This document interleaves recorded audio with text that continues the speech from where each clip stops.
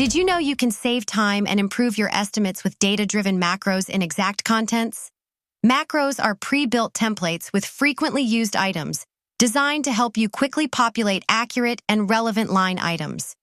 These XactContents data-driven macros go further by using real-world claims data to generate contents for 32 different room types, making it effortless to select the right items. Let me show you how they work. To start, let's get these macros onto your computer. From the eService Center, search for XactContents macros, or click the link in the description. Once the page is open, locate the room you're working on and click the hyperlink. On the next screen, click Download and save the macro, or MCX file, to your computer. You're now ready to import and run the macro in Xactimate. We'll start by importing the macro into your estimate.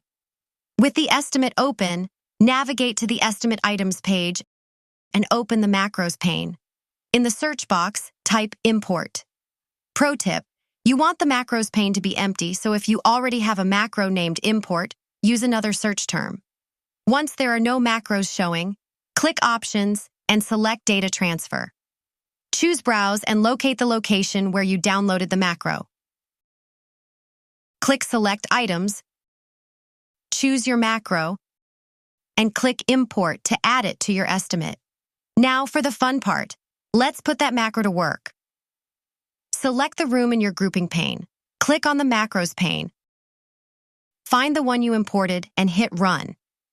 You'll now see a list of data-driven contents items for the selected room in the items list. You can edit the items here, or click on XactContents to edit and price these items. And that's it. With data-driven macros, you can streamline your workflow and create precise estimates faster than ever. Want to learn more about how Xactware can help you save time and improve your projects? Check out our other resources. Just click the link in the description below. Leave us a comment if there's something you'd like to see next. Like and share this video if it was helpful to you, and make sure you are subscribed to our channel. We'll see you next time.